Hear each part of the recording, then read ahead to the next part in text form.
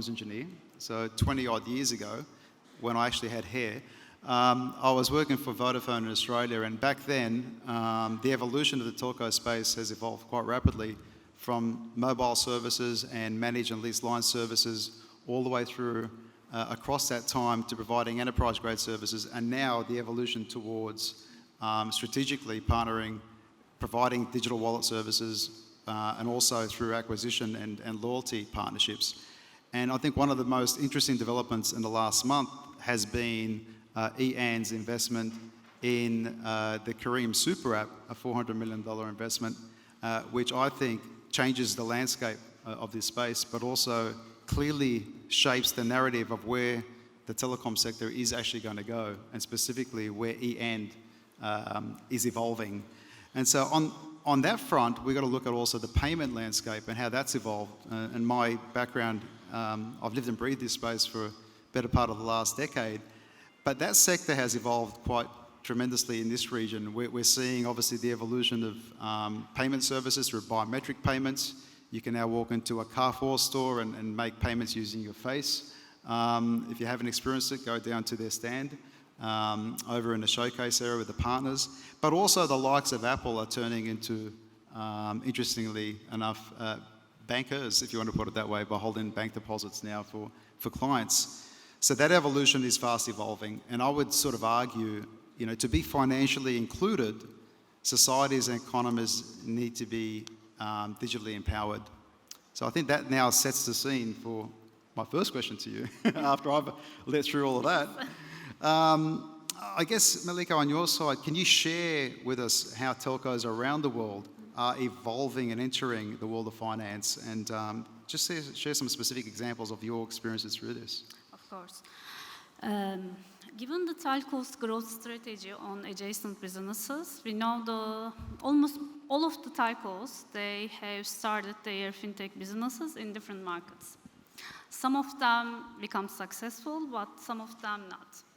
By the way, as you might remember, whenever we had a mobile financial services discussion in the telco world, always M-Pesa was the most known example. So majority of the telcos have replicated similar models, but unfortunately they fell into the trap of M-Pesa success because they replicated closed-loop wallets in their own countries, but it didn't work.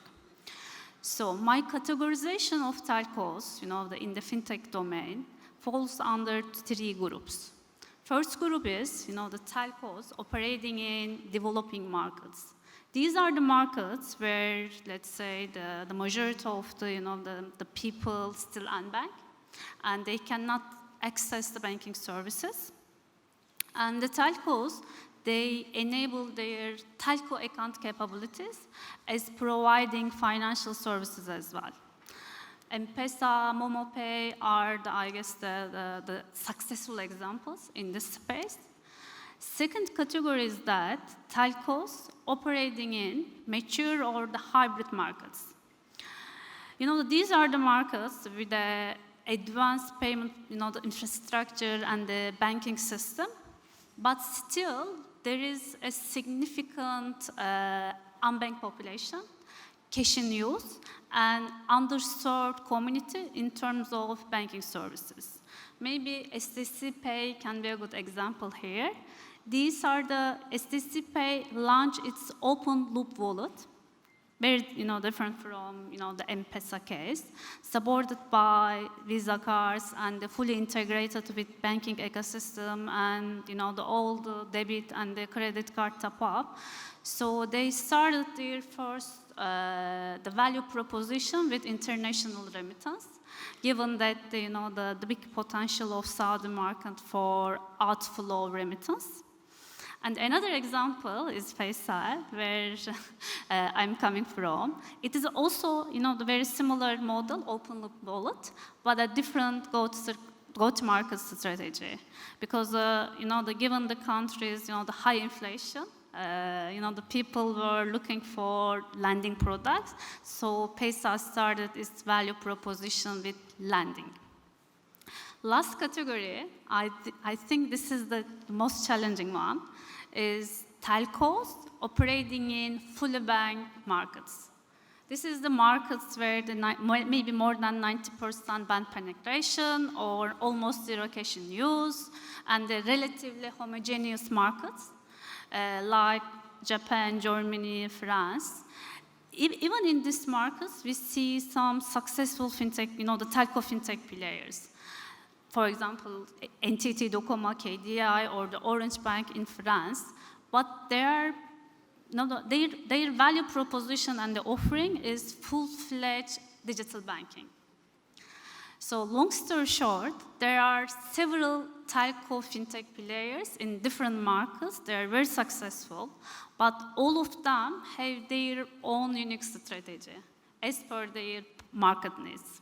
I think the key area there you're outlining is the localized engagement, but also the localized strategy. Exactly. And how you're taking that forward, and some of those mature markets versus the evolving emerging markets. And I think where you have that added advantage as and as a group is that you're spread across 17 countries. And I guess that gives you a flavor of you're engaged with a developed market where the consumer appetite is probably more risk averse. And in a more developing market, it's less risk averse, however, with the same appetite from a regulatory angle to try and be a part of the same economic system. So I think there's clear opportunity there. I think if I was an ecosystem player, that narrative of where we're going is going to be quite exciting. And yeah, we'll talk a little bit further in the next few questions, but I think the key word there is around localized engagement, but driving that strategy relative to the consumer in those markets. I guess which leads back to the core ingredients of success.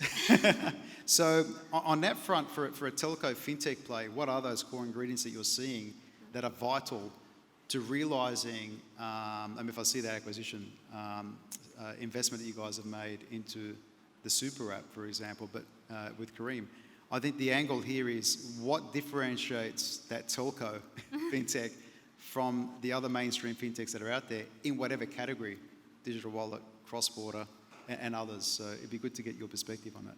Sure. For the key ingredients, maybe I can say several ingredients. The first one is having the right strategy. Might need to bring the mic just slightly closer. Having the right strategy, as mentioned before, the one product proposition might not be work for all markets. So each telco should develop their own unique strategy as per their market needs and banking penetration, cash in use, even for the regulations. Just as an example, in some of the markets, they have simplified KYC regulation. That means the FinCos doesn't require to KYC up to certain limits. But in some of the markets like us, you need to do full-fledged KYC even for $1 transaction.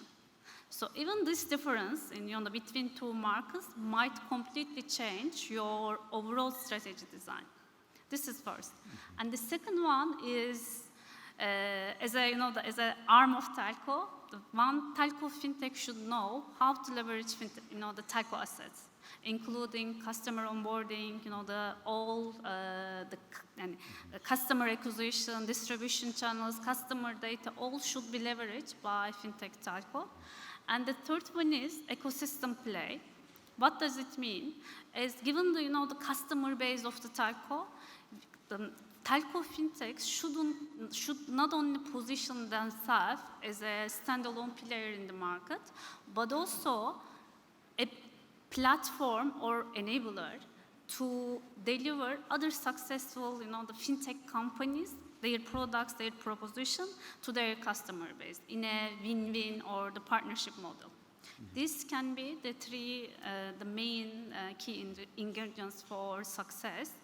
And what differentiates telco fintechs from the other type of fintech companies?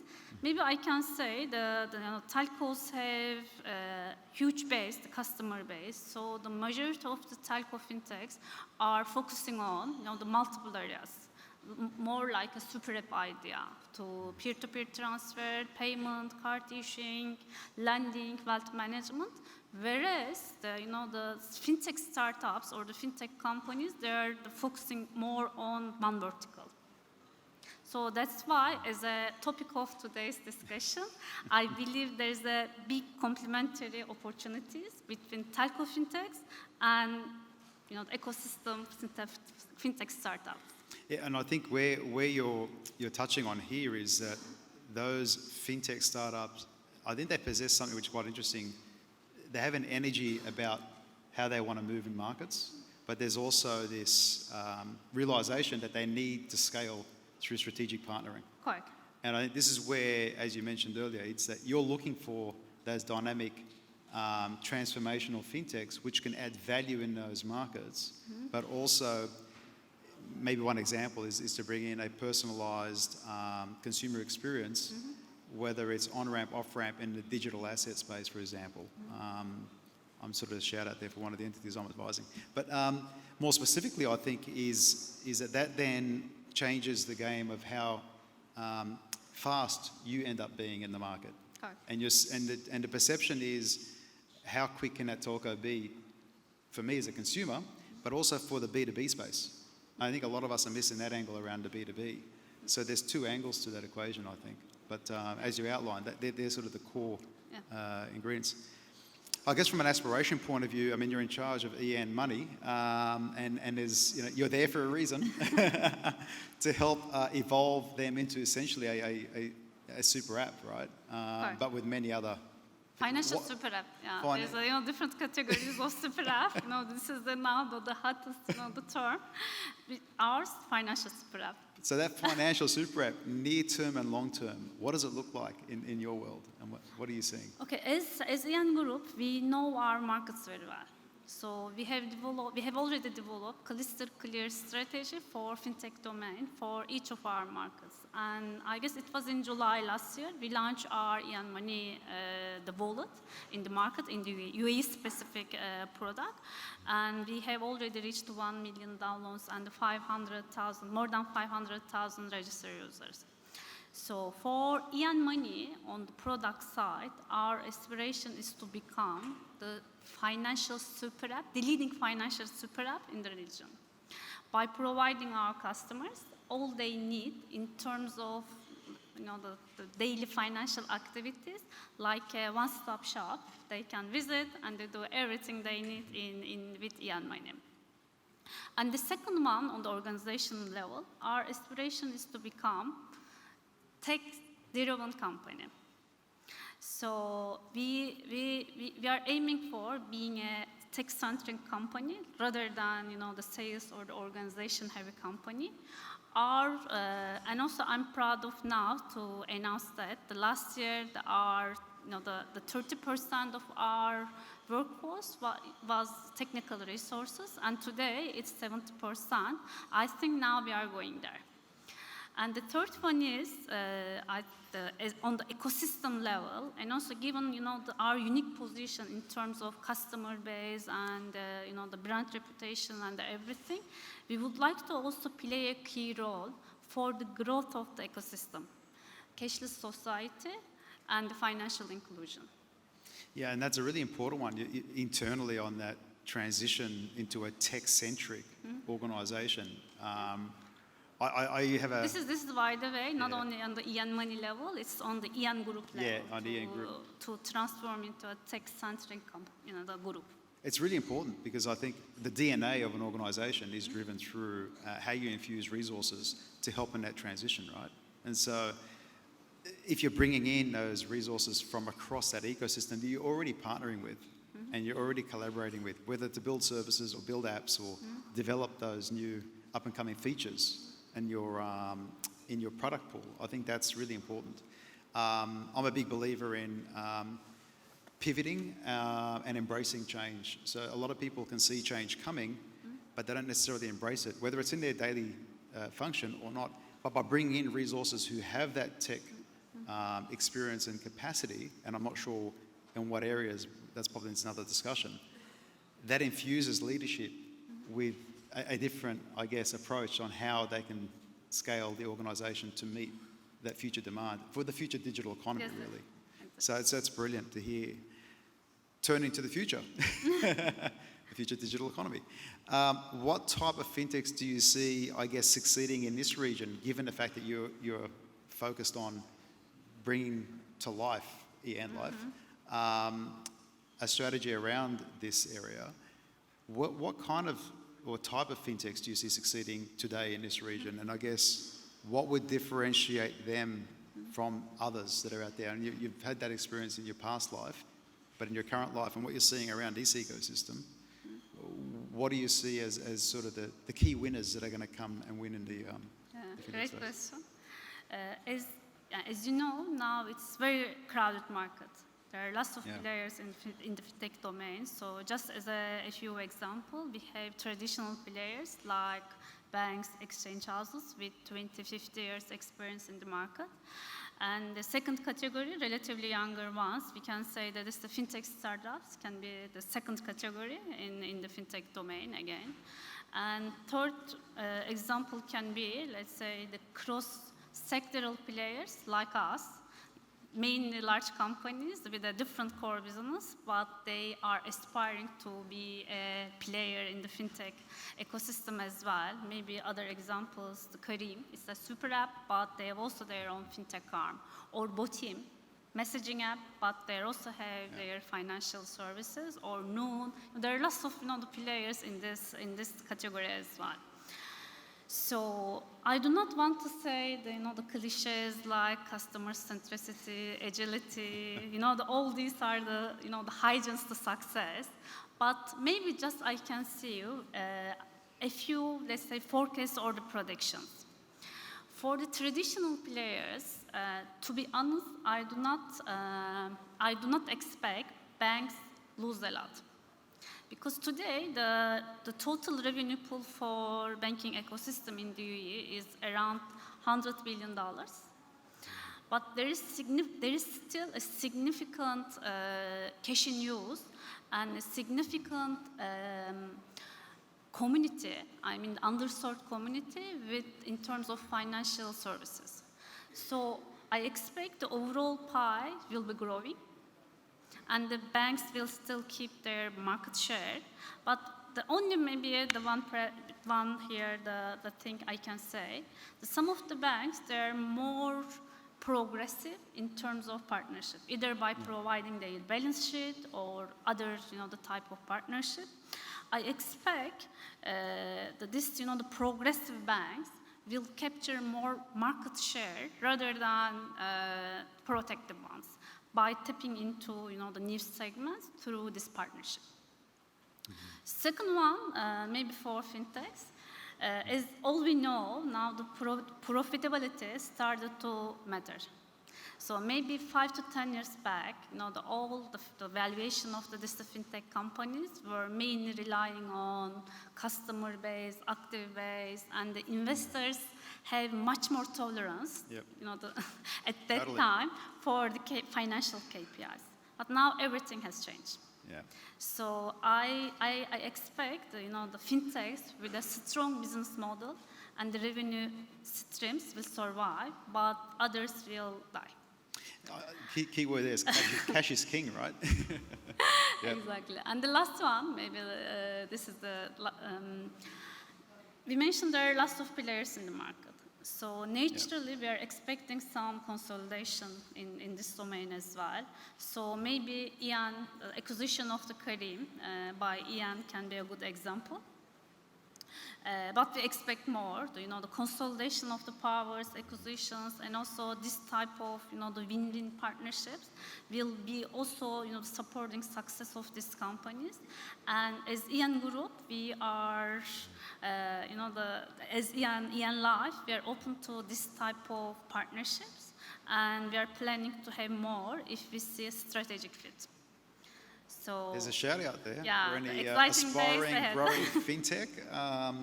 I'm all on board of that, and I think I'm seeing, in my portfolio, I've got entities coming out of Asia Pac, scaling into this region, looking for strategic partnering, obviously M&A opportunities and everything else. But what you've touched on here is, at the end of the day, the business model has to come first. Is it profitable? Is it able to be self-sustainable over the long term? And the markets that you're operating in are certainly growing, but you, as a fintech that's out there, need to think about the differentiation you offer and what problem are you really solving that is a long-term problem in multiple markets. And I think that's uniqueness there. Any last words in terms of a future economy prediction? I know I've got something there that I think. Maybe last word. This is not, the forecast or the just. This is my first presentation. I mean, the first stage as presenting IAN Group. So, of course, I attended many, the conferences as a speaker, but this is special to me because first time I'm representing IAN Group. So that's why I'm too excited to be here. And also, we have some here, the guests from IAN Money team, my IAN Money colleagues. I think my boss also here. So. There they are, the cheerleaders. Is that Kalish over there? I can see him. So thank you very much, everybody, being here with us. Hope you will enjoy the session. I think on that note, we'll wrap up. That was amazing. Round of applause, please, and thank you, everybody, for joining us today.